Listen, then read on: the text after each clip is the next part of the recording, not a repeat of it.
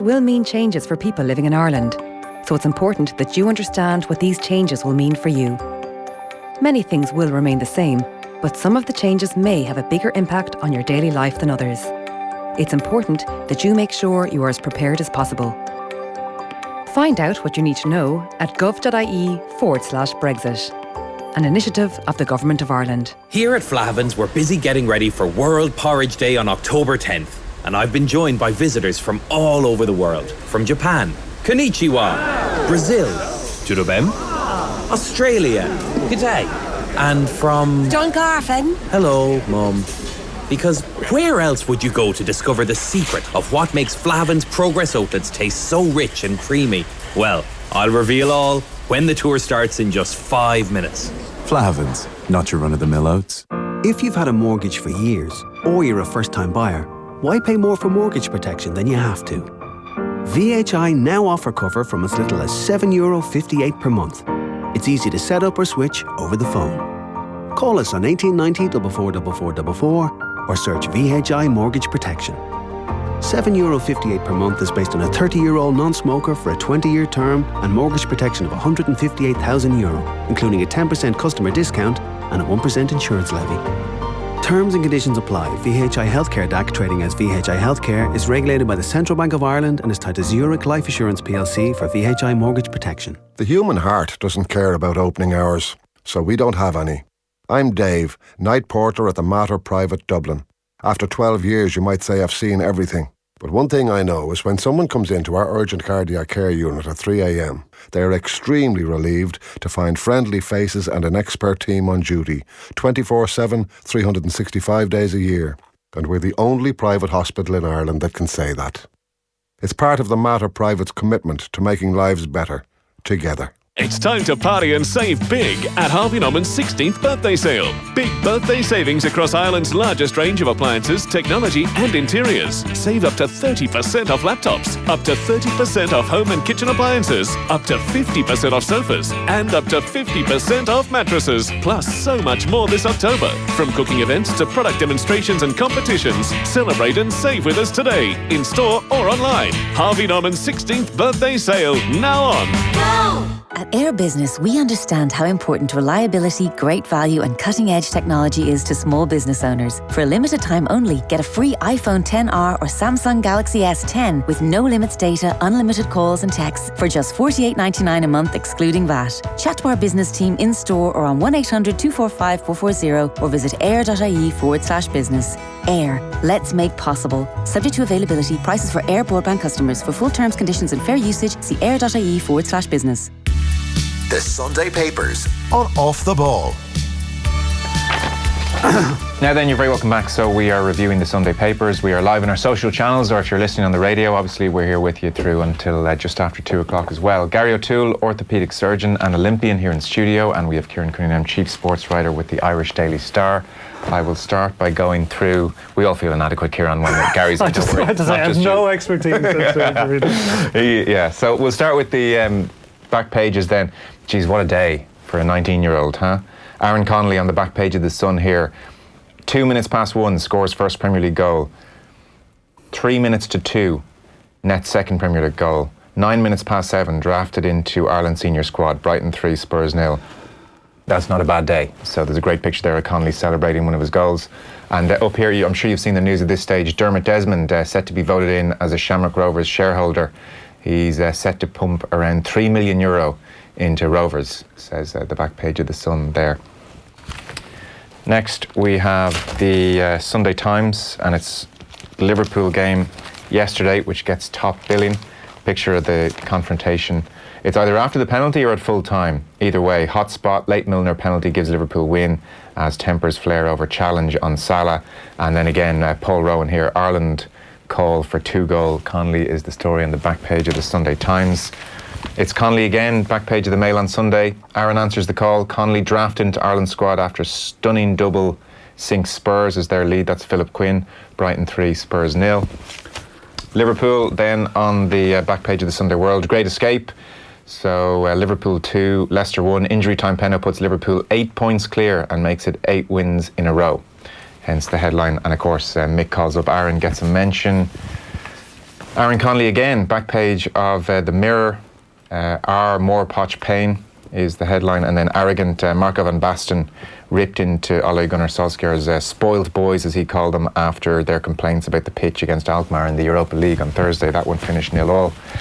The Observer have England head rush. England storm into last 8 with game to spare after making 14-man Pumas pay. Front page of the Sunday Times. Usually it's John Delaney on the front page of the main section of the Sunday Times. It's not today. A slightly different story. Just here on the bottom corner. Hurlers raided in Garda corruption probe. It's John Mooney with the story.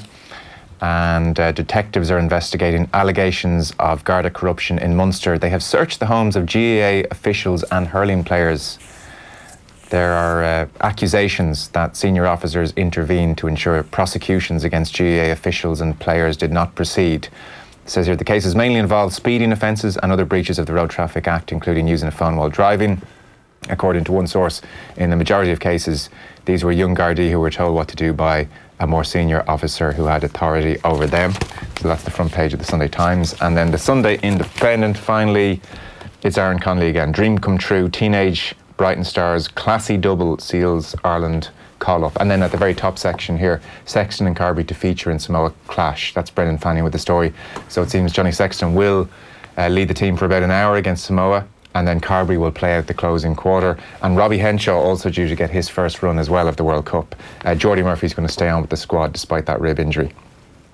So we're not going to spend too much time on Conley, but it's worth the mention given he's on every back page. 19 years of age. His dad, he'd gone on to his dad and said, you might want to come over, I think there's a chance I'll start. So his dad did make it for the game. You can only imagine the Conley household. That must be just the most surreal, amazing thing. Absolutely. Like, it wasn't a game I intended to watch. I don't like spending all Saturday's my day off. I don't like spending the whole day watching sport or the day off. But I had planned to watch Liverpool-Leicester, and just when I heard Aaron Conley was starting, you heard quite a lot of bit about him, but I haven't watched him that much. So I was interested to see what he was like, and he was really exciting. Like, even outside of the goals, he's got a bit of attitude about him, and he looked to the manner born. You wouldn't have thought this was the guy's debut, and like he's like a kind of a prototype left winger. Like, he's kind of small, stocky guy. Like, he's not the biggest, and his second goal was really like Mo Salah, like that typical finish where he cuts in from the wing, curls it around to the opposite corner. And the first one, it was a rebound from an initial Conley effort, but the initial touch for that that led to the rebound was superb. He looks a real class act. And one thing that there's a big interview with Mick McCarthy. Paul Kimmage will come to it later, and one thing we know about Mick is how loyal he is to people he's had and to players he's had. But so he doesn't lightly push someone aside, but the fact he called him up last night ahead of the games that defines, basically, the couple of games that defined his second tenure, shows the impact he's made already. So yeah. Robbie Keane, the last teenager to score 2 goals in the Premier League. It's absolutely marvellous. I was away yesterday, and someone who I was away with came over to me and said, you're not going to believe this, Aaron Conley has scored twice on his debut. And I looked at him blankly and said, okay, Aaron Conley, who does he play for? And all of a sudden, overnight, he's gone from, being relatively well known to being a superstar. And to announce your arrival in the Premiership with 2 goals is some achievement. It's fantastic and good for the time that's in it, coming into these crucial matches that as it's like Hurricane Lorenzo that Mick McCarthy is facing down now. It could all go south for him in the next couple of weeks. Well, one thing that's worth... sorry, go on, Gary. Sorry. No, hopefully it doesn't, but it's an exciting time to be a Irish international soccer fan, that's for sure. Well, one thing that's worth mentioning is it's not that long since you had an Ireland squad, and it was basically made up of players who'd been born in England or Scotland, Dubs, and maybe 2 or 3 from Cork. But it's interesting now, Aaron Conley's more and more in Galway. We had Kevin Doyle from Adamstown and Wexford, Shane Long from Gortnahu and Tipperary, Seamus Coleman is captain from Killybegs and Donegal. They're places that never produced Ireland internationals. And that does show, I think, the impact of the Jack Charlton era way back, that led to a mushrooming of clubs all over the country, you know. We'll jump in with a few stories then. So we're going to start on page 17 of the Sunday Independent, the main section of the Sunday Independent. Now, Gary, if you came in here and called the people running the FAI now as a battered cabal, yes, I'd have to say I can't allow that. Yeah. But when the Minister for Sport in his column in the Sunday Independent calls the FAI hierarchy now a battered cabal controlling Irish football, then I think we'll allow it. It's an extraordinary piece here. So Shane Ross, he's done this a few times lately. He's written a piece in the Sunday Independent. Honestly, I like before, you get the sense he's really enjoying putting the boot into the FAI in these pieces. Strange how funny things happen to ministers who take on FAI is the headline. And he's essentially writing a piece detailing how he feels people in the FAI have been briefing against him, leaking things to the Sun newspaper over the past week, and he's trying to put the record straight. That's about the gist of what we have here. I mean, it's a well-written piece, as all his pieces are. Even when he was a columnist for the Sunday Independent on his business column, he was always worth reading. But to use the word cabal leaves no doubt about what he feels about the association, and it details how when he was in Copenhagen and before that in Lille, that the FAI had prepaid his hotel bill, and that he had reimbursed them. And he goes into great detail of how he reimbursed them, and then the story was leaked to the Sun, who published a rebuttal from him, and then again the FAI came back and said, we can't find any evidence of that you paid us back, but he had the evidence to prove that he had paid them back. And again he puts the boot in, saying it's not surprising considering the many accounts that they have, that they can't find his one check that he had reissued to them. But it wasn't just him that has been, targeted like this, and it seems to be that there are people within the FAI with an axe to grind against Shane Ross, and instead of it all going away for the minister now to take to the paper, I'm not so sure how I feel about that. I just think that he should have been more ministerial in how he behaved, that this is unnecessary for Shane to do. I think that it's quite obvious that Shane Ross hasn't done anything wrong. I just think that he could be doing something else with his time. Yeah, a little bit cheap and a little bit attention seeking. Well, I think he's going for the entertainment factor rather than anything else, and it is an entertaining piece to read, but it doesn't add anything to the whole situation. No, and I think I would guess now part of the motivation might be that Shane Ross has made it very clear that he wants a total clear out in Abbottstown and in the FAI. So I think there's a bit of him wanting to expose a little bit of what's been going on, or what he claims to have been going on. But because it's an interesting, I think ministers these days are very, very careful about gifts they receive, and how this can be thrown back at them. Because during the week I interviewed Michael Dara Macaulay, the Dublin footballer, and he told me about he wanted to see the band LCD sound system in the Olympia Theatre, but it was sold out and he couldn't get tickets. And he works as a sports and engagement manager in the North Inner City, and through that work he bumps into Paschal Donoghue, the Minister for Finance, a few times. He's also really big into his music, and he told him he wanted to see LCD sound system, and Minister Donoghue said, I'll get you 2 tickets. So he got a message to pick up the 2 tickets, and when he got there was here are your tickets, they will cost whatever euro. So he was saying, this is the minister, there's no brown envelopes. I think Mick presumed, these are freebies, but there was a little, you have to supply a cheque for these. That happened to me many years ago, just on a tangent, when I had met someone close to U2, and they said, if you're ever in a city where we're playing, just ring this number in New York. So I rang the number in New York one time when I was in Phoenix to get 2 tickets, and when I turned up at the stadium, the 2 tickets came with a price of $250 each at the time.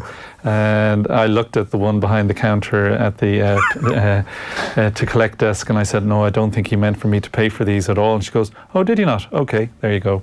And she gave them to me anyway, which was great. But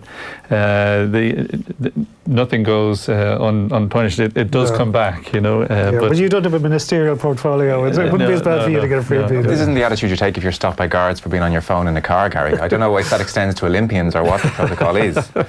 But get back to John Delaney. There is another piece in the Sunday Times, which of course have been to the forefront of the Delaney exposés, and it goes.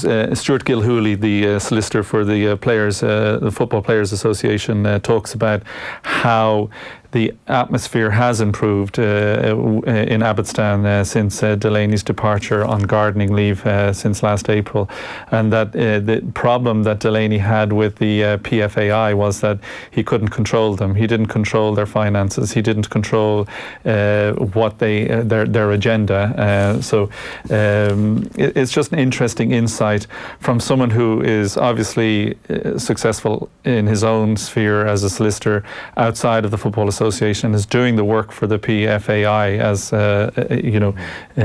without being paid by the FAI, and how that immediately there's a little friction there because of the fact that they're independent and can act independently.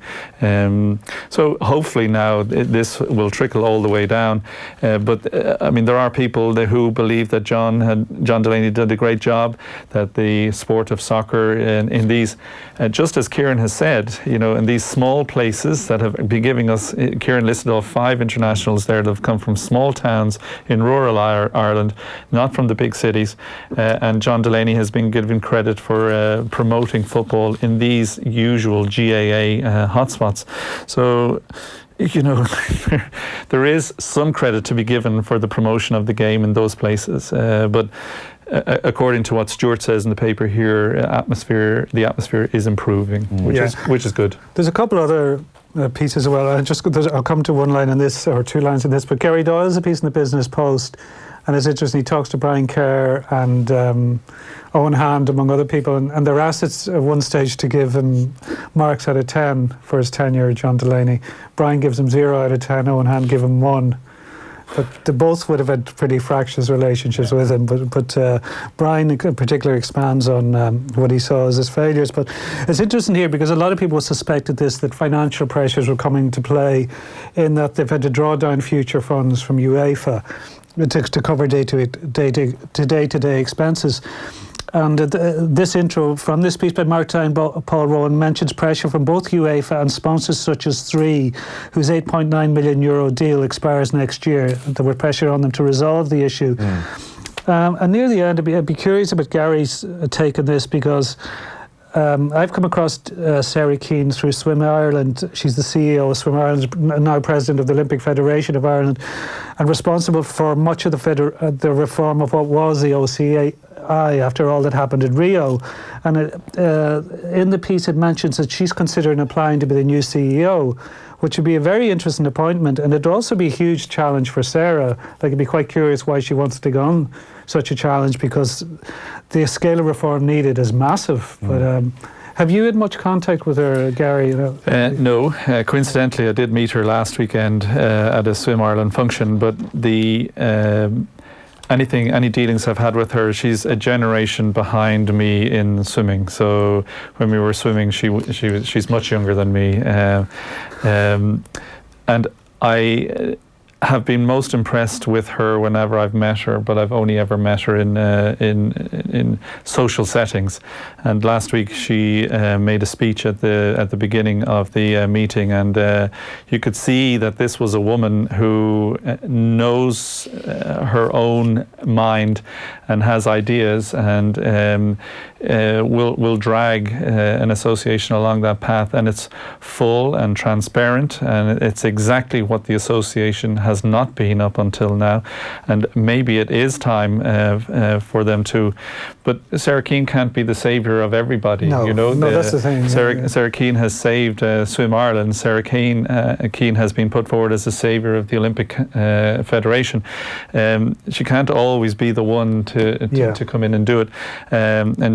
You just wonder that if she spreads herself too thinly, how she can do all three jobs. Well, I presume she would have to leave Swim Ireland. Like, you could still do the Olympic Federation job because that's not a full-time post.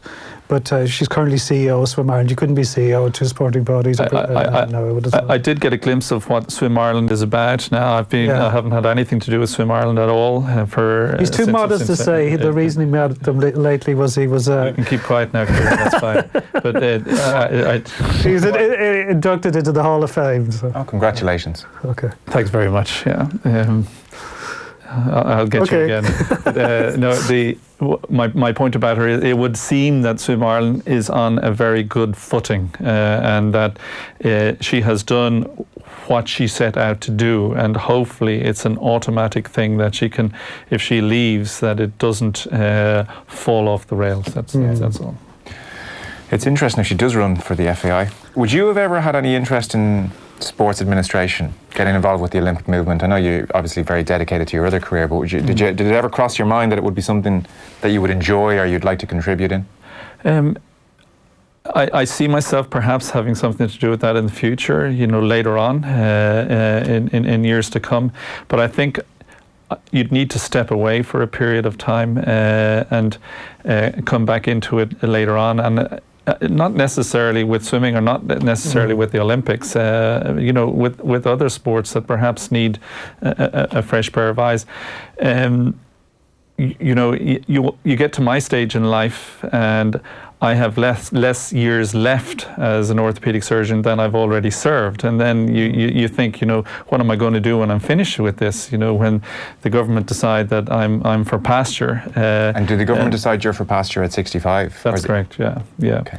Now that's, a decent way away. But I have a great love for sport. I have a great love for, people who are committed. But the one thing that put me off was, of course, my own experience with what was the Irish Amateur Swimming Association at the time. Sure. And, I couldn't understand that directions in associations couldn't be changed on a sixpence, that, these were slow processes that were committee members, that everyone had to agree. And I would have been in the opinion that it was my way or the highway. And there are facets of my life that still applies, and I'm very comfortable in that environment. So I don't know whether I wouldn't have had the patience and I wouldn't have had the political nous to work in an association, and that's what time. Obviously Sarah came across that talent much earlier, and she's a superb administrator. I would not be a superb administrator. I'd be a terrible, terrible administrator. But hopefully, with years of experience, maybe I could become one. Yeah. But I, not at the moment. Absolutely not. But you might mature as you get a bit older. Hopefully. Well, I guess you need to mellow a little bit. And that when I come for the hour before, you said, that's for you to tell me what I can't talk about, what I can't bring up. So because it would be interesting, I think, because you do find football people here saying it has to be a football person that takes charge of the FAI, and I've never agreed with that. And you do look around Irish sport. Philip Brown, CEO of the IRFU, his background is in sailing. Gary Keegan now works with Cricket Ireland. He works with the Dublin GA team. His background is in boxing. Hamish Adams is in Athletics Ireland, was at Rowing Ireland before that, and his background in playing and coaching is in rugby. So there's no reason why you can't cross from sport to sport. Okay. And you wouldn't be tempted before you're done with your surgery career? No, I wouldn't. Okay. No. For the record, just to round off things Shane Ross is saying in his piece, so he goes into great detail about the several times he's reimbursed the FAI and he's refused to accept any gifts, even when he was at Lille for that famous match against Italy at the Euros, which I was kind of surprised by this. He paid his own way, paid for his own match ticket, he said, he paid for the hotel ticket, and when he was leaving the hotel, the receptionist told him, well, it's been paid for by the FAI, and he insisted there and then that he repay it. He says, imagine what the Sun would have said last week if I had not repaid it. Lille taught me a lesson, beware of the FAI bearing gifts. And just on the current situation, if you're curious, he says, the government has suspended funding to the FAI. It will not be restored until we're satisfied that the culture that has haunted the Aviva and Abbottstown has been exercised. And then he goes on to say that reform feels like a very far away in the future. So he says, the cause of reform was meant to be marked by a big step forward at the FAI AGM back in July. He says the opposite happened. No accounts could be produced. It re-elected Donald Conway, who he calls the living symbol of the old regime, to the most powerful position in the organisation. Beside him, incredibly, still perches Noel Mooney as general manager, the old FAI's choice on loan from UEFA. And he says, and the night before the AGM, somebody, anonymous of course, told RTE that the sports minister, Shane Ross, was being wined and dined down at the FAI delegates' dinner in Trim. I watched incredulous at RTE carrying the story. The FAI were apparently paying my dinner just as they had supposedly funded my accommodation in Copenhagen and Lille. I was definitely in Copenhagen and Lille, but at my own expense. I have never been to Trim in my life. RTE, to their credit, corrected the story. He finishes by saying, it's funny. Funny things happen to ministers who take on the FAI. Now, he's only been taken on the FAI relatively recently, but funny things are happening nonetheless. So that's a kind of extraordinary piece, really, when you think about it. And the Sunday Independent. Let's turn to the rugby then. There's lots of rugby coverage before we get to the other stories. Where do you want to start here? I know you're a big rugby fan, Gary. Yep. Well, I'd start with Neil Francis, I suppose. The headline says it all. Cheaters always win. And he's just talking about how when the All Blacks were playing Canada and Canada got a breakaway and looked as if they might score a try, and then the Canadian player was caught by Beauden Barrett, who Neil Francis has a phrase, he counted 5 penalties that were committed in a short space of time, whilst Barrett lay across the ball, didn't let the Canadian player get up, and then there were several other infringements by other players that came across. And I think in the one play, Francis had one All Black sent off with a red card, another yellow carded, and 5 penalties given away in that short space of time. And it just ended up that Canada didn't score. But it brings home the ruthlessness. I think he's trying to, it's 2 points: the ruthlessness of the All Blacks, that they didn't want their duck to be ruined. They wanted Canada to go away with nothing, and the fact that referees seem to referee a little bit differently when they're reffing the All Blacks, that there seems to be a more lenient attitude towards crimes that might be committed by the All Blacks. And I don't know whether that's true or not. I think that every team, once you go out and you're supporting a rugby team, you always think the referee is for the opposition. There's no doubt about it. And every penalty that he gives in your favour is absolutely 100% warranted. I enjoy reading Francis all the time, but I think that, rather than focus on what's going on in the Irish camp, for him to hit the All Blacks, who most likely will be the quarter-final opponents, is always good for a read. Because he says Roman Poit was 1 metre away. This man picks up on every infraction of the rule book, and a few others he thinks up himself when officiating teams filled with lesser mortals. But a metre away from play, he's oblivious to an act of larceny, which leaves Boris Johnson's charade in the shade. Yeah.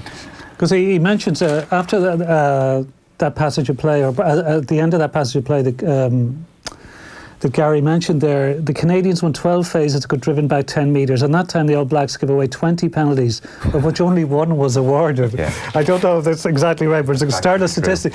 But it does remind me, you might have heard Matt Williams say this a few times on radio or TV over the years, that he has a problem with New Zealand in that basically feels they use the aura as a weapon, and everything builds into that, the kit, the haka, etc. And he always insists on calling them New Zealand rather than the All Blacks. And he thinks that even though, people do say the Wallabies or the Springboks, but generally when you're talking about New Zealand, people always say the All Blacks. And he thinks that gives them a sense of being the other, or being a superior force, and of being and they're treated a bit differently from that. And so many people have bought into that aura, like this whole sweeping the sheds thing, like there were reports of Stephen Cluxton doing it after Dublin won the All-Ireland. Like, because the All Blacks do something, everybody does it now. And that's not healthy if you're trying to take them down, I don't think. You're not looking at them as your peer, which you should be. Watching the rugby, the one thing that's striking, perhaps not striking to a lot of people, is when you're watching it on the TV, is the different coloured boots. You look at the Irish team, there's blue, there's yellow, there's all shades. And when you look at the All Blacks, it's all black. And that doesn't matter, what kind of rugby boot they have. They just get all black from whichever maker. I won't mention any makers, but all brands are available out there. But it's down to that. It's down to the boots. It's down to everything else, And if there's a leg sticking out of a ruck or a boot goes into a ruck, it's a black boot. Who's to tell who that is, But if it's a blue boot, the ref just has to look for the blue boots getting up. It's quite extraordinary. They are an amazing team to watch, but that kind of carry on is just a mentality that they just don't want to lose, and I don't know whether I admire it or whether I dislike it. Certainly, if I was a Canada fan, I wouldn't have been happy with that passage of play. And indeed, if they do the same to Ireland, you wouldn't be happy either. Because I saw World Rugby, just very quickly, World Rugby tweeted out a video clip of the haka before the Canada game, and their tweet was something like a particularly fearsome rendition of the haka. And I was thinking, lads, you're playing Canada. I know it is part of your tradition and everything, but you could tone it down a little bit. The fearsome when you're ones, playing. There are various pieces scratching heads over what is going on with Ireland. Where are Ireland? For instance, Brendan Fanning, Schmidt's class of 19 have worrying similarities to O'Sullivan's crew of 07. The thing which every piece has in common in Ireland right now is that nobody is quite sure where they are. There's a general sense of what is going on here. The inconsistency is almost impenetrable to understand. Yeah, and what would worry you there is, because I remember I covered the 07 World Cup, and that was the sense within the camp as well, that they didn't know what was going on. And I have a feeling it's similar over in Japan, that they're wondering, why aren't things working for us? That they don't know themselves why things aren't working. Meanwhile, Shane McGrath looked at the fallout to Ireland's defeat to Japan and poor performance against Russia. Gary, this piece caught your eye? In the Mail on Sunday, So this is kind of it's a hugely interesting piece that Shane wrote, because it often puzzles me how that if you support the Irish soccer team, well, that means that you can't like the Irish rugby team, or vice versa. If you support, the Irish women's hockey team got a great pass last year, everyone could support them. And you just can't support one sport without trying to dish the other sport or put it down. You can't be a GAA aficionado or a big fan of GAA without looking at rugby and saying, those guys, they're not the team of us. They don't represent us. And it always irks me. And I remember when I lived abroad in New York, and my boss was a big Yankees fan, loved to go to New York Yankees, and we got into the football, or the baseball season finishes in October, and then the New York Giants, the football team, were going well in November, December, and I said, "Oh, did you see the Giants match at the weekend?" He said, "No, I don't watch the Giants," and no interest in the Giants, but couldn't understand why I thought it was a bit strange that someone from New York wouldn't be supportive of a New York team. He just said, "No, I just support the Yankees. No interest in any other New York teams, just the Yankees."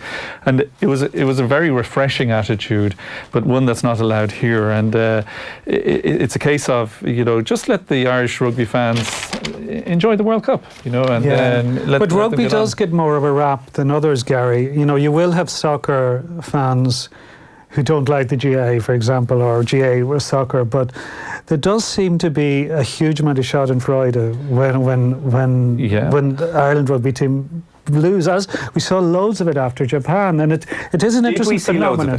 Did we really? Yeah. What constitutes loads of it? I know you can get into your social media bubble and think there's loads there, but But it is, I think there's a fair bit of it. It's a minority, but it's a significant minority. And it doesn't make sense because I was actually looking at these figures this morning out of curiosity. There's this thing, the Sports Monitor, that is carried out every year, the most popular sports in Ireland in terms of participation. And rugby isn't in the top 12, like the big ones up at the top, soccer, GA, hurling, park, because of park runs, etc. Running is very popular, and cycling is a leisure pursuit, and swimming are very popular.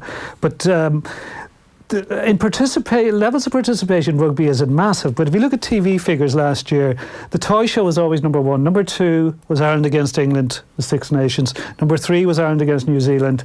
And Ireland against Scotland came in at number 9. So you have 3 rugby matches in the top 10, ahead of all Ireland finals and Ireland Soccer Internationals. So there's a huge constituency that loves to watch rugby, but has never actually played rugby. Yes.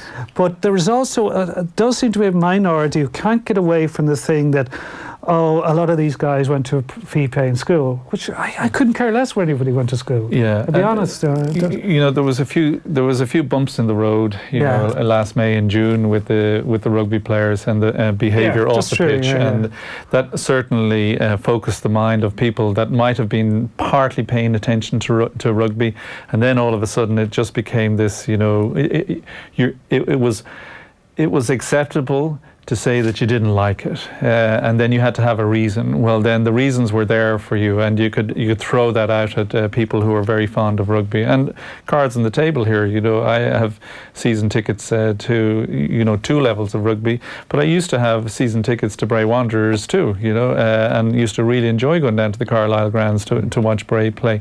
It's different, this is what I like to do, and people shouldn't judge me because I'm a League of Ireland fan and say, what are you supporting them for? Yeah, I even saw a little bit of, there was a little vox pop on RT, and there was a guy, I think it was Breffney, and he talked about his friends coming over, and it was going to be carnage. But this was widely ridiculed. And in fact, there was a lot of clips of Irish soccer fans at various Euros, and they weren't ridiculed like this. Like, people do jump on. He talked in the accent of the place he comes from and his upbringing, and I thought, why are people hammering in on this individual? I felt a bit sorry for him, I'll be honest. Yeah, well, to tell you what Shane McGrath's writing first, he's saying that the genuine fans are let down by the bigoted minority. So he's saying that the vast majority of people like more than one sport. He says, just imagine it, lots of people go to a GAA game, come home, watch match of the day, and then bring their kids to rugby training the following morning. And this is not some perversion confined to a decadent minority. You won't hear from them because they don't spend hours on social media mocking other codes, trying to intellectualise their prejudice, and in the process revealing themselves to be as bigoted as the men who defended the GAA's ban on foreign games for years. So that's his take on this, and I would tend to agree, really. I think it's such a minority. If you can find me 5,000 tweets, I think it warrants a discussion. There's probably one individual of 5,000 tweets. I'd say you could probably find a couple of hundred, but it does seem to be a thing specific to rugby, and it is, insofar as I can tell, 2 things. The way the team is marketed, and then there is this sense it is the preserve of wealthy, fee-paying schools, and they then represent an aspect of society that isn't very nice, whereby the best jobs, the cyclical nature of however anybody's raised, whatever class you're raised in, you'll tend to fall into a certain category in adulthood. Yeah. And so people are angry about that. And so the rugby team can come to represent that. Yeah, it's the lightning rod for people's ear, and that's fine. They're big enough and bold enough, but not all rugby schools are fee-paying. I went to a rugby school that wasn't fee-paying. We have Irish internationals come out of that school. We have seen rugby internationals coming out of the club system. It's not unheard of. But but in the main. Yes, the vast majority of them come from, South County Dublin, or near inner north, that school in the inner north city. I don't want to mention any schools because it just goes crazy when you pick out one of these schools. But they're, I just don't understand it, and I think Shane is making a great point. And if you don't like rugby, switch it off and or switch on the GAA or switch on your soccer. The thing as well, it does take time for a sport to spread its wings. Like, that was rugby's base. Like, rugby traditionally was in the fee-paying schools, and then there was there was Limerick and there was other pockets around the country. But I know they've made a bit, like Leinster made big impact, inroads in the likes of Tala or Navan and trying to spread out there. Like Ulster have gone into Donegal quite a lot.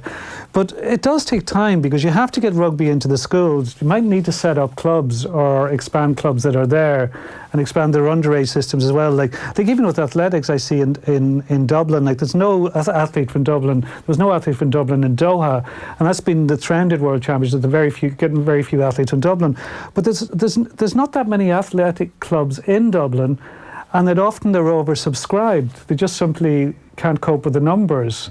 So for sports to expand, they have to have the infrastructure.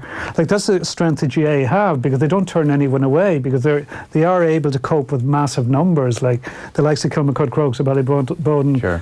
deal with thousands of kids. But so you have to give rugby that time. That rugby do recognise that they do want to spread the rugby gospel as far and as wide as possible, but it takes time. I think there's a difference now. I think that younger people are participating in all kinds of sports, as Shane alluded to, and it's not all about I want to be on the A team or the B team. I think parents, quite rightly, are bringing children to sports and just say, just enjoy yourself. Sure. And absolutely. I think that's much more important to lesson. And I think you'll see less and less of, this 12-year-old being groomed for, stardom. I think it's more about participation. And that's what they're trying to do at grassroots. Every sport is trying to do that at grassroots level. And you can't lose sight of that just because at the elite level. And it really stands to you. Like James Milner was both a sprint champion and a cross-country champion at schools level, which is very unusual to have. And you can see that now that he's well into his 30s, what he's got. Yeah, it's like, if he was a Premiership champion, I'd be a happy man. Was he not with Manchester City? Maybe he was. Maybe he was. I know from talking to someone in a local area that the waiting list to get your young kids on into gymnastics now is off the charts. That's the one everyone thinks has great benefits, all-round benefits. So we're going to have to take a short break here, and if you're listening on News Talk, when we come back, Stephen Doyle is going to pick it up. We have live commentary of Southampton against Chelsea. Meanwhile, we'll continue here on our social channels. You'll get the podcast. The full discussion is going to continue actually on rugby, because speaking of getting kids into playing it, there are a few pieces about concussion here which are worth a mention. So we're going to take a short break. I'll continue here on our social channels with Gary and Kieran, and on the far side on the wireless you'll have Stephen Doyle. So back in a sec with coverage of Southampton-Chelsea. Meanwhile, like magic, we can continue here. We did there just have the spectacle of Gary O'Toole effectively apologising for being a rugby fan on the national airways. It was like you were admitting some shameful secret. I am a season ticket holder. My name is Gary. And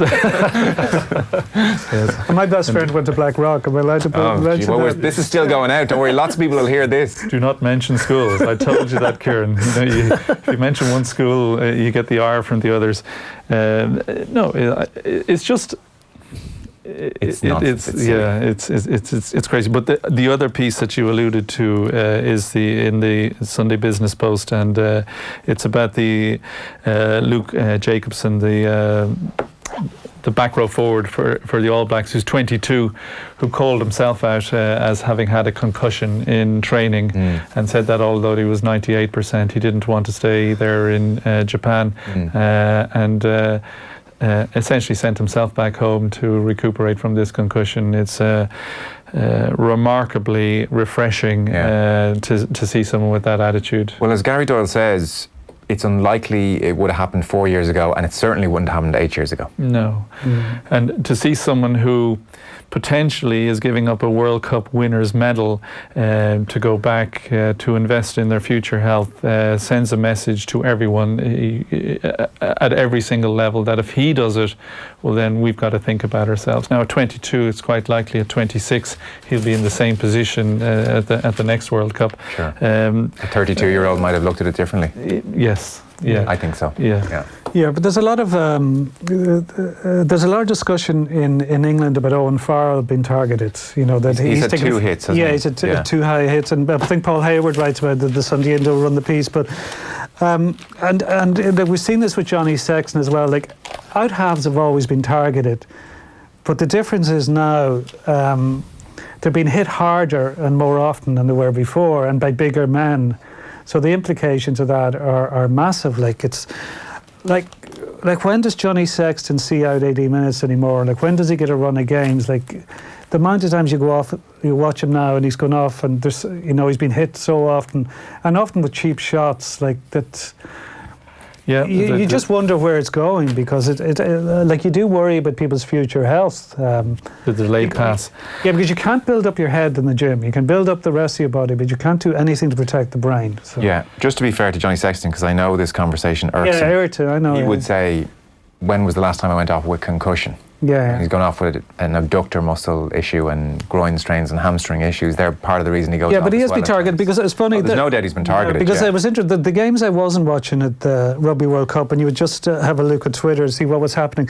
On the amount of times you'd see tweets about, oh, that was a terrible hit, or late hit, or a really dangerous hit, or, why wasn't there a red card shown? Like, there's been quite, there's a large disquiet with refereeing at the tournament, and a lot of dangerous stuff has been let go. No, it's true. Gary emailed World Rugby to see where they were on this issue, and they said it's our number one concern, interestingly. And Gary said they have come a long way since 2011 World Cup. At the 2011 World Cup, this was an interesting statistics, 53% of players who underwent a HIA during matches were allowed to finish the game, even though they were subsequently found to have suffered a concussion. So 53% of those who, I don't know if they passed the HII, or I presume they did, pass the HII and went back out, they were subsequently found to have suffered a concussion, which is an amazing statistic. He does say, to their credit, they've brought in a Robert Cantu, who's a doctor. He's written 32 books in neurology, sports medicine. He's the go-to guy for all the major US sports. What he says of rugby is, I don't think statistically it'll be where boxing or American football is in terms of concussion. That was in a recent interview with New Zealand Herald, but unquestionably it is a high-risk group. And then there was data collected from the Premiership for 6 straight years. Basically, a player, they've concluded, who plays more than 25 matches was more likely to sustain a concussion than not. And then you're 38% more likely to have a concussion than any other injury tops the charts. So there's a lot of statistics there to back up the research now. And then it comes on to the research about the small sensor that they're building into gum shields that will recognize potential hits that could cause a concussion. I presume that will relay straight back to a computer. And the Scarlets, isn't it? The Scarlets, the Ospreys that tried it out last season. So I'd be interested to know whether that data changed any decisions on the side of the pitch that the management had to enforce or take someone off because of a massive hit. The Owen Farrell thing is he's just been hit really badly twice in this World Cup. So that's 2 bad hits over a 3-week period. But he says he's fine, and it hasn't affected him. And there's no doubt some people will be more genetically disposed to suffering concussion than others. We're not his doctor, but they look bad. They don't look good. You don't want to see someone taking bangs like that to the head. No, and then it's replayed. And Lavanini, was that who the Argentinian lock forward that hit him? That's a big guy, 6'6", 6'7", coming down to try and hit someone, and the Farrell dips down a little bit, and the lock forward doesn't, and they can be the most awkward of tacklers at the best of times. He comes across straight into his head. It's hard to think that it was intentional, and certainly in real time, and with Nigel Owen on the side of right beside it, he said he didn't see anything wrong with it, and then it goes slow motion replay, the TMO goes through it, and then you have debates of whether it's a red card, as Lawrence Delalio felt that it was, or whether it's a yellow card, which other people thought it was, or whether it was any card at all, which Nigel Owens thought it wasn't. So it's open to interpretation. It is, but they're just going to have to get to a point, though, where the next time Lavanini is making a tackle, and I think he does have 3 red cards and a number of yellows to his name, the next time he's making a tackle, he's not trying to pitch it at nipple height when he's coming up against Farrell. He hits him a bit lower, because it's hard not to suspect at times, whatever about this particular incident, that they're going in at a certain height and they're thinking, well, if a touch of my shoulder catches a touch of his shin, or his chin rather, then so be it. Odds are I'll get away with it, and that culture is one that they're going to have to relegate. So the next time he tackles Owen Farrell now, or only 5'10" out half, maybe he goes in waist height, and you can still stop an offload. it's that culture of the high tackle they need to get rid of. But then, look, half the time the tackler is the one who seems to end up with a concussion. So it's very difficult for the sport to eradicate this in the medium term. I'm not quite sure how they will. Yeah. Because Gary actually writes concussion as well. It's caused by the impact of force, not just to the head, but to other parts of the body, face, back, neck. You can end up with a concussion, the whiplash effect. So that's the challenge for the game. It's not surprising to hear World Rugby say it's their number one priority right now. But I've never had one contributor on the show over the years who has said, well, I've thought about it, here's the easy solution. If we just make this change, we're good, because the concussions happen in all sorts of different ways.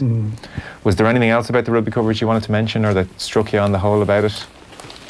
No, I mean, I think the despondency and the you know, not knowing what has gone on over there, and from history we know the meticulous nature of the preparation that you would imagine Joe Schmidt and his backroom staff have gone through for this World Cup, and it is disappointing, I think, to see that it hasn't come to fruition.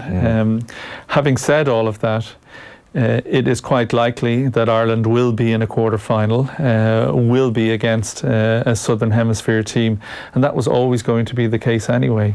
So on a one-off game for Ireland as a rugby team, they're always a danger.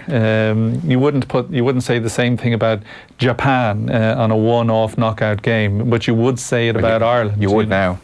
Well, I don't think you'd be worried for South Africa if Japan came up against South Africa. Would you be worried for New Zealand? Well, I think that New Zealand supporters would look at Ireland and say, well, we'll see how it goes for the first 20 minutes, you know, and then if Ireland are in it after 20 minutes, we're in a game. If they're not in it after 20 minutes, we're not. And you probably know this from sport as well. It is amazing if you're in a bit of a rut and then, say, first 20 minutes, I don't know what the equivalent in the pool would be, but first 20 minutes things are going reasonably okay. It can be amazing how the small mistakes suddenly get cleaned up. Bundy Aki dropping the ball 5 times. There's a level of concentration that kicks in, and suddenly you all look around and say, we're sort of back here. That can't happen. Now, I'm sure this will be played back as a fantasy on New Zealand television. We wish. All rights and back to us. But the point about it is you can try too hard on occasions, you know, and you can just try, and it just doesn't come good. I've been in that situation, and it's heartbreaking as an athlete, you know, to know that you've done all the work, and no matter what you're going to do now, it's not going to kick in. But it might kick in at 2 weeks after you're supposed to be at your peak. And that was what was so worrying for me when, you know, the England result, for instance, where I said, I've no problem losing to an English team, but in the manner in which they lost. And then they win quite well against Scotland, and you turn around and you say, well, maybe, you know, they were just targeting this, and then they just seem flat against Japan, and it's hard to get the roller coaster going again. But it will happen, and that's sport. You know, we'll be sitting here again, you know, in a number of years' time going 07, and then it was the same in 19. I hope it's not the same, you know, in 35, you know. And look, if it is, as we've discussed, it'll make a lot of people very happy. You know, this is the thing. It's win-win. There'll be huge quotients of people happy either way. So that's the rugby. Let's turn. Well, you guys pick wherever you want to go. We can talk World Championships and Doha and Salazar, or then there are 2 football interviews. We'll get to both. Yeah, so I think go to the World Championships because. I don't know. I don't think Gary, you were saying off air that you didn't watch. Really, you didn't take much interest in Doha, but and because RT weren't showing it, I think for that reason people mightn't have seen as much of it as they might have in the past. But Kieran McGeehan's interviews, like as well as her performances, were brilliant and so refreshing. And like you've talked to her before, she's a really interesting woman. She's got a lot going on. Between the ears, like she's really impressive. Yeah. But I found last night's 1500 metre final where she ran a PB, and she was the first Irish woman to run in a final in 22 years. I found it really depressing because of the manner and the identity of the winner, Sifan Hassan, because she was working with Alberto Salazar up until Tuesday when he was banned for 4 years.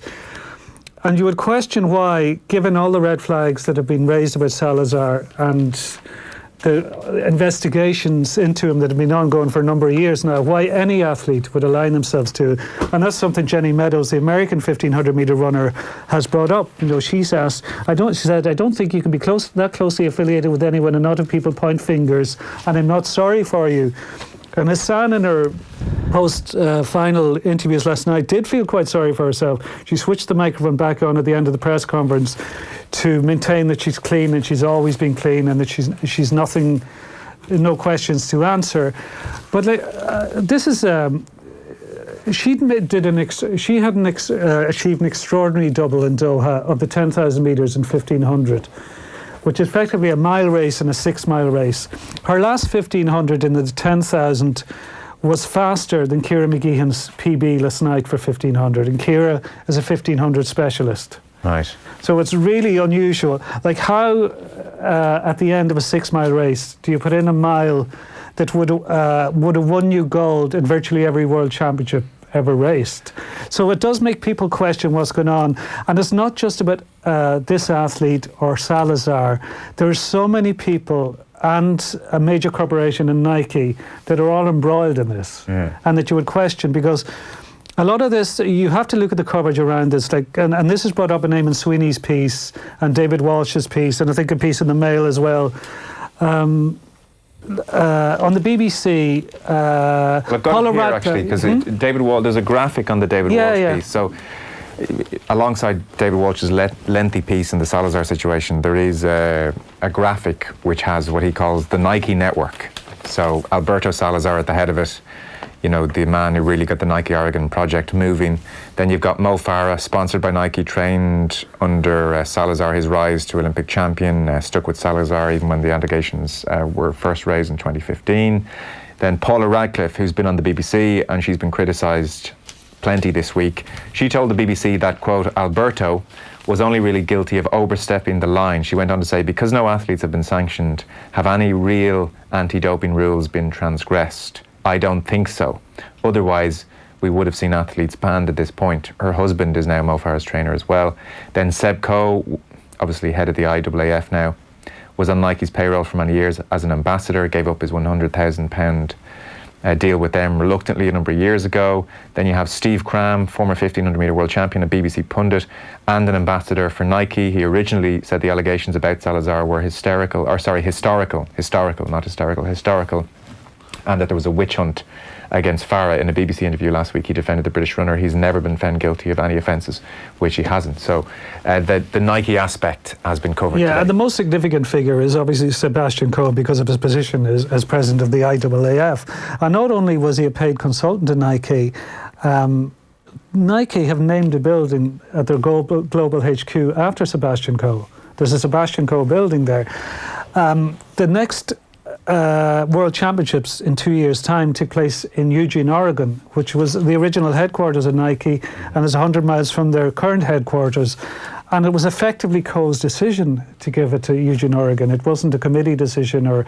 So you do see Nike's power within the sport is incredible, and Nike's link to doping historically has been well recorded, well documented. It's not libelous to throw that out there, because everybody knows the connections they've had to various dopers over the years. So it does make people like Eamon Sweeney, the headline is striking, pig of a sport rotting in hell on earth.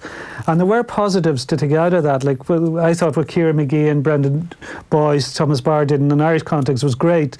But it was really grim and depressing when you consider that why was it in Doha in the first place, the World Championships? I'll come back to that in 1 second. So many issues. There's the crowds, but just to back up your point on Nike for legal reasons, I just want to say, for instance, in David Walsh's piece, the former Nike athlete, Lauren Fleshman, says, Nike's history is full of supporting dopers, of doping federations. They look the other way even when it's clear to everyone that there is something rotten. This is a former athlete saying that, it was with Nike. They put swooshes on the time bombs, and when they blow up, Nike often are the last to leave. If you make ads about the purity of the sport while funding the underbelly that erodes it, that's a problem. And then Travis Tigert, who led USADA's investigation, said, I hope Nike can see this as a wake-up call. They can't find any excuses anymore. They have to admit the experiments were done on athletes in their name and on their premises, and that was just wrong. Yeah, because it is like Alberto Salazar worked in the Nike Oregon project. Sure. You know, it bears a label of Nike. It really. Yeah. And interestingly, I just Gary, I'll bring you in on what you have in front of you, because there's loads of brilliant pieces actually, and one I just saw late before coming in was on page 65 of the Mail on Sunday, and it's an exclusive. Rob Draper, and it's just an interesting insight into the human cost of this. So what's been going on at Nike Oregon, I'm sure you've seen at this stage, is everything from L-carnitine infusions, allegedly, testosterone on the premises, although Salazar says that's for his own personal use because of a condition he has, and then various whistleblowers have talked about being put on thyroid medication, that they go to Dr. Jeffrey Brown, who's the on-site doctor, who's also been banned for 4 years, and quite often they seem to be suffering with a thyroid condition and put on the medication. So one athlete formerly at Nike now has to stay on a thyroid drug for the rest of their life because they were put on it wrongly and it altered their thyroid system, and now they can't ever be off the drug. That was one of the points made by Travis Tigert, which is just horrific, really. And there was another, David Walsh opens with at this point as well, or is it Walsh? Yes. So there was a nasal spray, Calcitonin. A drug can be used in the treatment of osteoporosis. Salazar believed it would improve bone density. And Salazar is not a doctor, but he gave it to certain athletes. And then later on... It was banned. It was banned because of fears that it was causing cancer. Yes, the exact line is, they continued it. So if you give someone a hormonal supplement, the endocrine system that's responsible for that hormone just says, okay, well, we don't have to produce this anymore. So you're supplementing the body's own natural reserves. So there's many hundreds of thousands of people in Ireland who are on L-tyroxine to supplement underactive thyroid. And for those that L-tyroxine is a hormone that basically it can speed up your metabolism. So without thyroid medication, you can feel lethargic, you put on weight, and you can just feel awful. Yeah. On the thyroid medication, it normalizes you.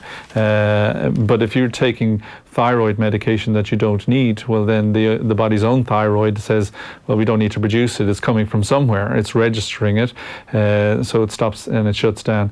And then that system doesn't wake up again when you stop taking the supplements. Yes. So you have to stay on the supplements for life. And I think people wonder increasingly, we talk about the medicalisation of sport and how much a nasal spray can count, and people hear things like, well, like a Lemsip can sometimes get you in trouble, so maybe taking a nasal spray doesn't do very much. It is interesting here that David Epstein did one of the investigations, and he talked to an athlete who was put on thyroid medication, and it's interesting, this is how it kind of happened. One athlete had to do 4 different thyroid tests in the hope of getting a prescription. So like the other 3, the 4th test fell within the normal range, but the 4th one was deemed suboptimal, therefore allowed the athlete to access the drug. So what the athlete said was, it made you feel revved up and good in a pretty immediate way. It feels like a performance enhancer.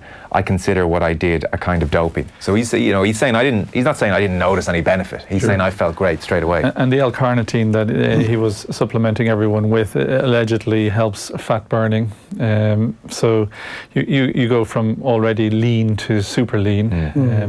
That this was tried with Mo Farah. There is the allegation and the Lance Armstrong link that he emailed Lance and said that this stuff is super. You've got to try this. Yes, call me ASAP was the line. And so, just on Farah says this didn't happen. This made him feel sick. Absolutely didn't happen. He put on weight.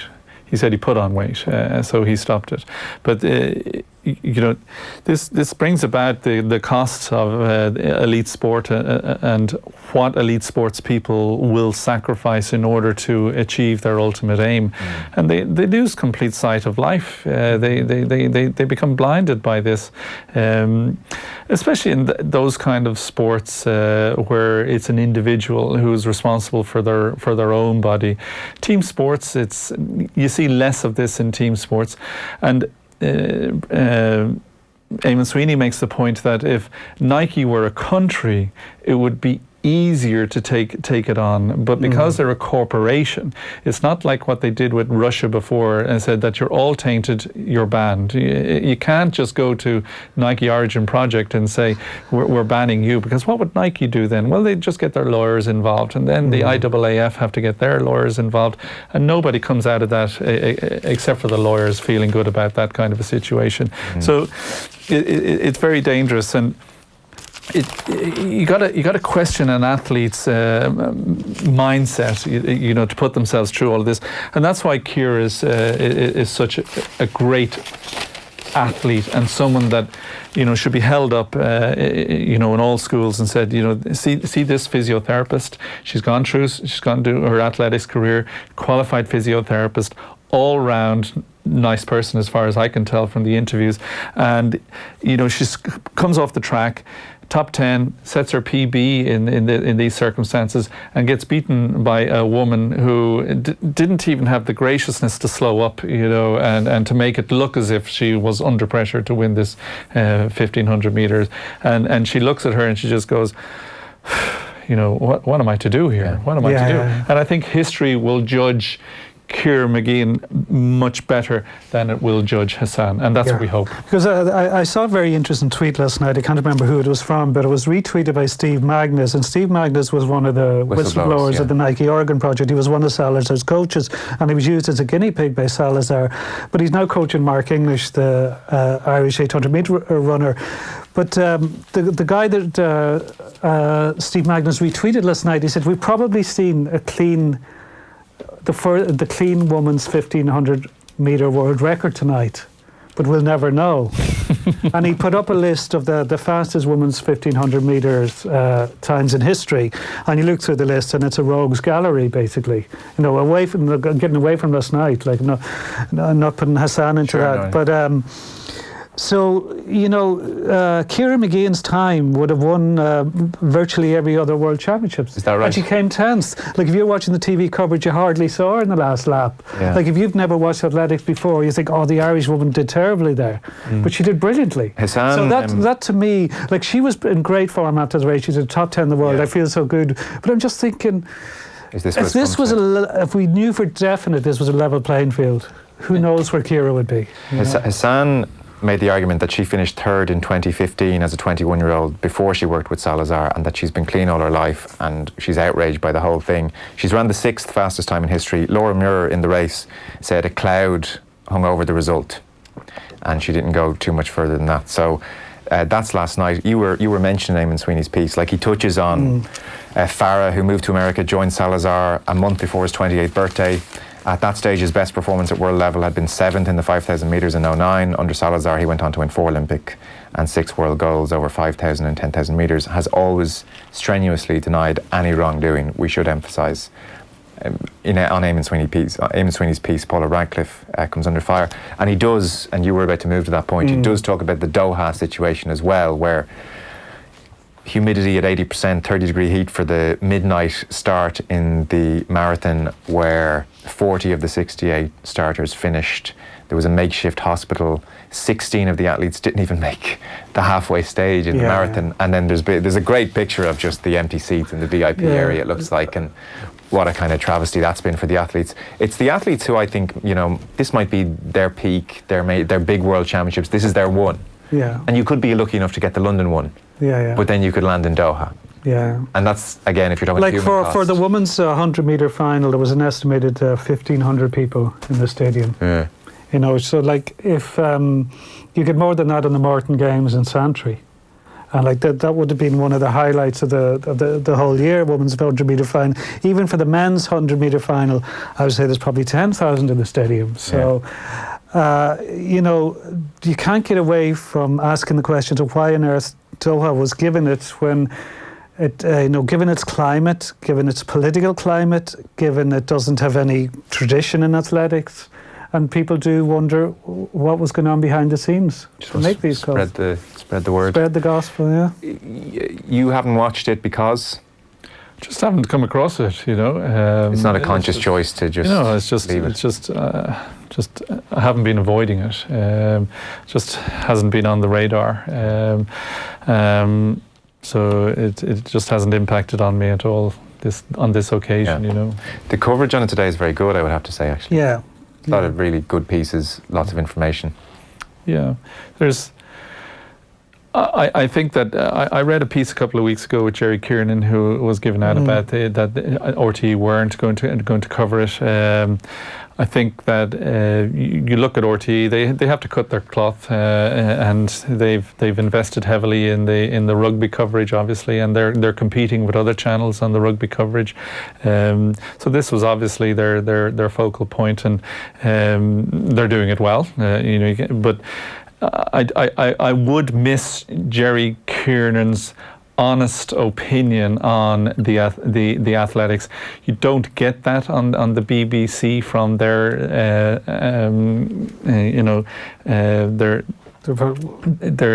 they're retired people that they bring on. You know, they just don't like to rock the boat, and that's why Paula Radcliffe comes under some criticism from us here. And poor old Gabby Logan gets criticised from all angles. Then, you know, she's supposed to give people who are on the panel with her a difficult time and ask the difficult questions, and then she has to turn around later on and do analysis on a race with them, and then she gets criticised from Seb Coe about go back and the match of the day, that kind of thing. She's getting it from all angles, and I think in RTE they would have been that removed. You would have got a better representation and a truer reflection of what the feeling was with athletes. Because one thing that struck me watching the BBC coverage, Joe, was Gabby Logan beside her had a Union Jack cushion on the sofa or whatever. And I was kind of, I doubt very much it was Gabby Logan's decision. Like, that's I presume a producer decides to put that there, but it just feeds into the thing that it's GB cheerleading. So, like, if you had that, I can't imagine that on RTE, a tricolour cushion beside the presenter. No, sure, but by the same token, okay, Gabby Logan mentioned the crowds. How could you not mention the crowds? On the other issues, there have been interviews with Mo Farah, there have been opportunities. Gary, your point is right. It's an incredibly difficult job where you're trying to, at one point, be tough on your panelists to the point of fracturing the relationship completely, and then moments later you're then relying on those pundits to provide the analysis, and you're trying to balance something which is actually near impossible. So I have sympathy, but like, there have been years where there's been very little pushback. And on the GB cushion point, like in 2012, was there not an evening BBC show she presented where every time there was a gold medal won, they played out gold and danced? It was like a thing on the show. That's what I mean. It's nothing new. No, that's what I mean. It's a big problem. It's a big problem with the BBC that they seem to think covering a world championship is basically cheerleading British athletes. Like, I don't think, Gary, you were dancing to gold every time. In '96, I think people could be equally as critical of the behaviour in '96, and I would be the first to put my hand up and say that I'm not sure how RTE would behave if they enjoyed the success that Great Britain enjoys on the world stage. That's a good point. So I think that's a very fair point. It really is. Like, how well would we do if we were bringing in, if we were producing 30 medal winners in a given year?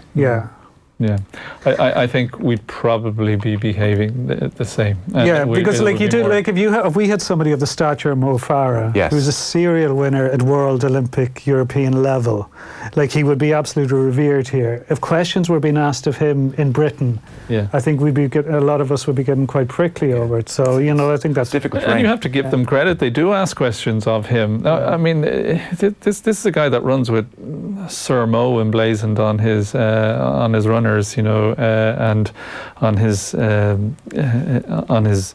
vest.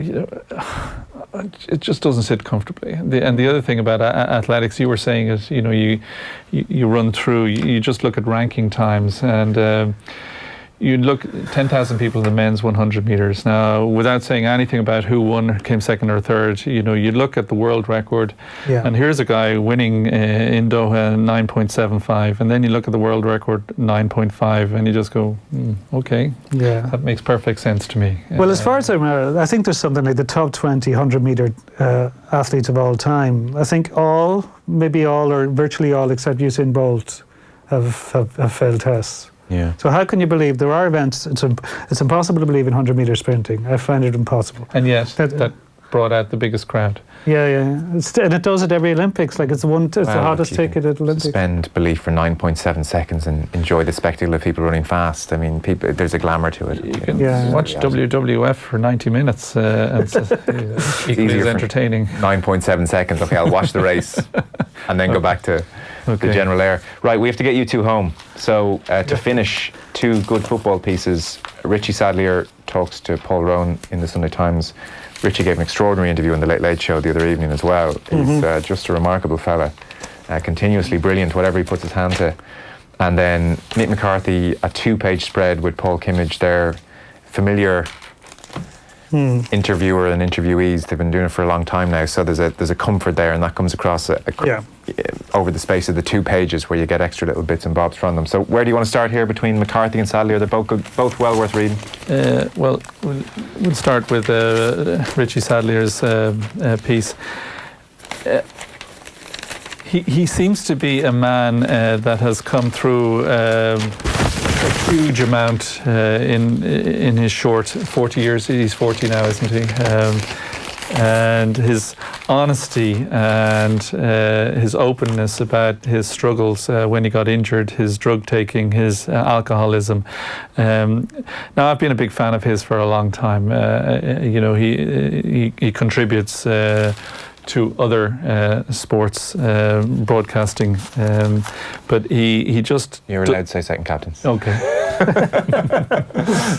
But he... I've always admired him, and I think he speaks a lot of sense, and the stuff that he does with the schools now, with the transition pupils in schools, I would like him, if my children were to be spoken to about life issues, I would like him to be part of the teaching curriculum. I get from him that he's very trustworthy, but he's gotten to that point that he's only gotten to that point because of what he's endured through his life. The sexual abuse by his physio when he was injured, the injury, the career-ending injury with his hip, the alcoholism, the drugs, etc., etc. And now he seems in a great place, and I'm absolutely delighted for him. I'll certainly read his book. Yes, absolutely. There was an excerpt of it in the Irish Times yesterday. And it's just, you can just tell it's a phenomenal book. Did you see his interview on the Late Late Show? No, I didn't, no. It's worth watching back. It's just incredibly sad, and you could tell it was difficult for him, and his wife and mother were in the audience as well, and they were holding hands during the whole thing, and he's just a phenomenal fellow. It was incredibly moving. It was awful, and the effect it had on him, as you can imagine, was terrible, and he was able still to speak with such clarity. He's incredibly smart, he can express himself brilliantly. And I remember when he first came on the scene, actually, as a pundit, Declan Lynch was in here doing like the TV review type thing, and it was one of the first times we'd seen Sadlier. And Declan had a line which always stuck with me about Sadlier, which is, he looks like somebody who is, as he's speaking on television, he's thinking, as opposed to throwing out a cliche or pre-prepared stuff, like he's almost... he's in it, and I think that's very true of him, and it was like that on the Late Late Show. So it's really it's a brilliant interview. It's well worth watching back. It's just ultimately very sad. Of course it is, and you would hope that the environment that allowed that abuse to go on has since been done away with, thanks to the problems with the Swimming Association, thanks to him speaking out, because it's only through people speaking out about these things that others are going to learn that this is wrong. This is not right. Yeah, you would hope so, but particularly for the work that Danny Taylor did in The Guardian, there's child sex abuse, or sex abuse of children and teenage boys in English football was a massive issue that went across a huge range of clubs, and it has left a lot of people very damaged by it. And the other thing that jumped out at me from the interviews with Richie in the Extract and Irish Times yesterday in this interview is the drink culture, how big it was. It wasn't just the occasional blowout; it seemed to be a serious, full-on stuff. And you see this lately with the Richard Keogh thing, was just you would have thought in 2019 we've moved on from that, but the fact that a club put on cars is more or less encouraging players to keep drinking. And you don't have to worry about, we're going to keep drinking, lads, and it's just it's pretty. And the drug culture, which isn't talked about much, but is there in a lot of sports, like the recreational drug thing. So. I'd be curious how long he thought about doing this book, because he would have a long-standing friendship and relationship with Dion Fanning, who goes through with him, and I would say he put a lot of thought into when he wanted to. Well, he said a few times in the interview the other night that, he said, I've done a fair few things in the last decade with regard to opening up about stuff that I almost can't believe I've done, but this is the cherry on the top. He said, I can't believe, he said, it must have said it 2 or 3 times, I can't believe this is happening right now, like that we're having this conversation, because he said he initially and told a football coach of his that it happened, when the coach said, how are you getting on with the physio? And he said, well, I'm not going to go into detail here, and Richie didn't, but he said, it's odd, get naked for a start, totally.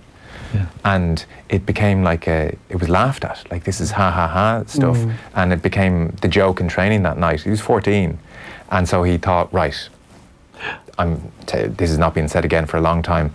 Eventually told his mother a number of years later, and she was amazing about it. He said later, it was terrible, he told a friend when they were out drinking drugs in his whatever age, 20s I presume, and the response of his friend, I'm sure well-meaning, but not the best response, was, don't say that to anyone.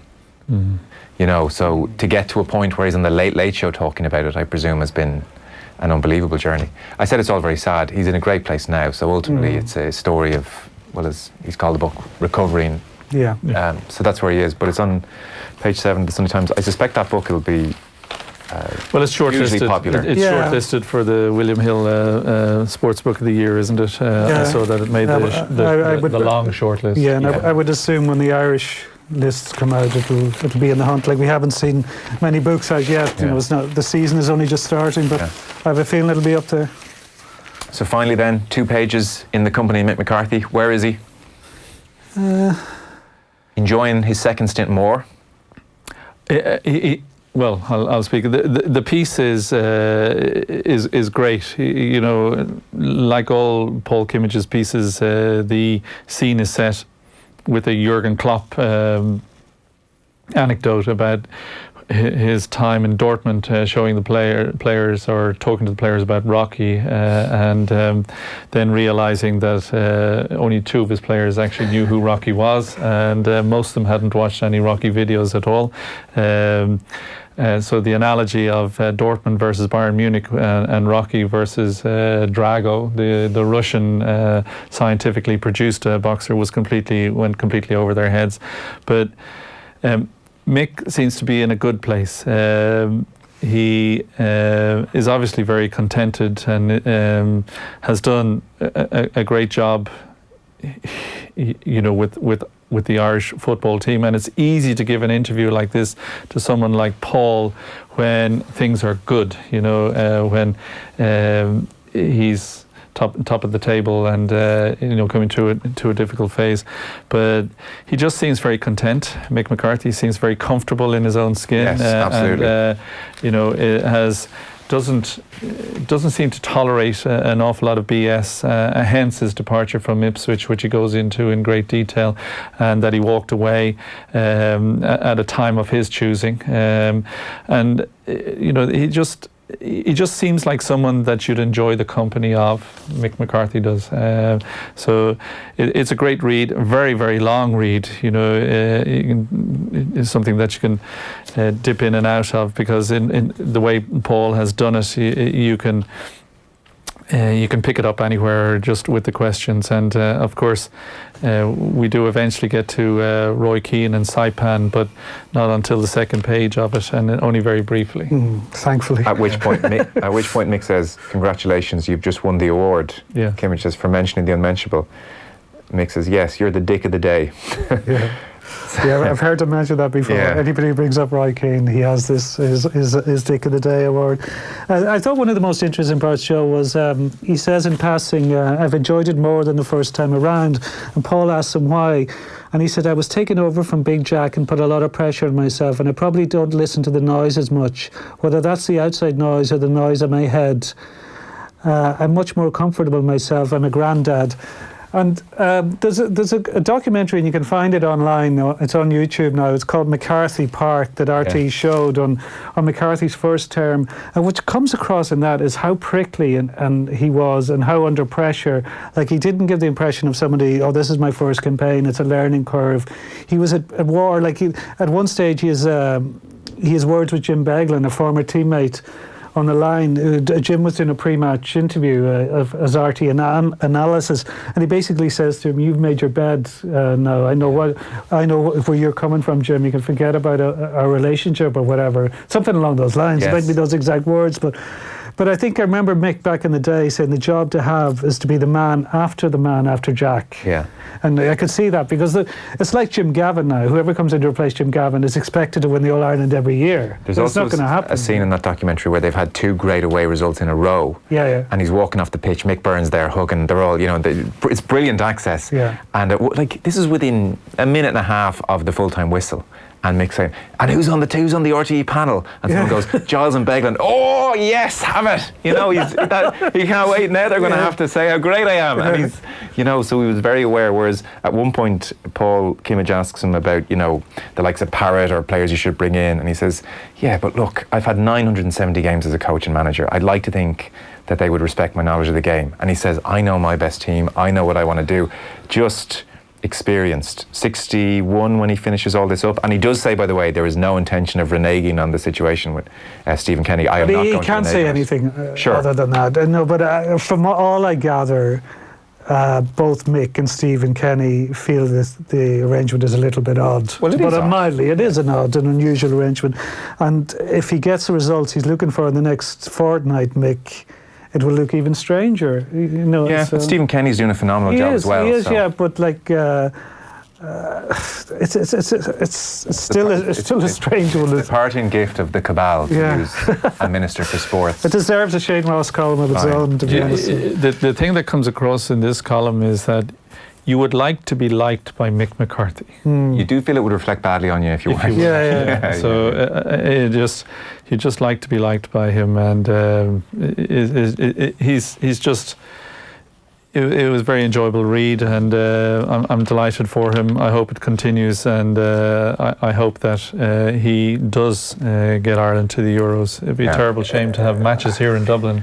Absolutely. Ireland being involved. But I think it shows the value as well in a journalist having a relationship with somebody that goes back a bit. Because sometimes you can say, like I've opened that, or somebody might open that and say, "Oh, I've read Paul interviewing Mick a couple of years ago. Why is he interviewing him again?" But when trust develops, and when you know somebody after a while, you get more and more out of them, rather than somebody getting cold. Like if it was me going in to interview Mick, I don't think I'd get that. But he knows Paul for 30 years. He knows him since he was a player. He knows him all through his management career. And that can, it's why Paul will go back to Pádraig Harrington regularly, because the relationship is building and building all the time. So. And I think you had John Green in a couple of weeks back, and that's the point he was making, that an awful lot of this work is just building trust and just being around people, so that when they do decide that they want to talk, that the Independent can afford them a platform on which that they can be truly represented. And that there has to be that element of, I'm sure Mick was waking up this morning saying, oh my God, what did I say to Kimmage, or what is Kimmage going to put in there? And there has to be that, and same for Harrington whenever he does the big pieces with Harrington, But it is a good read, great read. He comes across well. He talks about even that moment after the O2 campaign, and then there was chance of Keno after the Switzerland game, and how that hurts. You had 500,000 people at the Phoenix Park, and then it turned around so quickly. So it's great that it's not going to finish like that for him. The way it finishes at Ipswich is just incredible. Like, it's an amazing anecdote. I mean, this thing is 2 pages long, so there's plenty of good stuff in it. So I'll mention it, where the security come to him after they lost 1-0 at Brentford and said, Mr. McCarthy, would you mind going out a different entrance? There are fans outside wanting to throw bottles at you. I said, no, I won't. I'm going out the front. They can throw them. And then the security person she said, yes, but we might get hit by the bottles as well. And then McCarthy said, okay, well, that's unfair. She was a tiny little woman. It's nothing to do with you. So I went out the back. But I had 2 months left in my contract. But I phoned Marcus Evans there and then. I said, look, it's untenable. They want to throw bottles at me. I'll do the Barnsley game and then I'll go. They had the 20th budget in the Championship, finished 12th that year, relegated the year after he went. It's good. That's that's an excellent job he did there. Right, we have gone on since, I don't know when, 1:10. So we're done now. Thanks very much to Gary O'Toole. Thanks. And to Kieran Cunningham. Great stuff, fellas. Back with a paper review next week.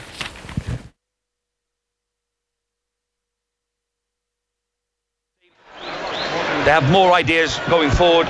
Southampton's back four look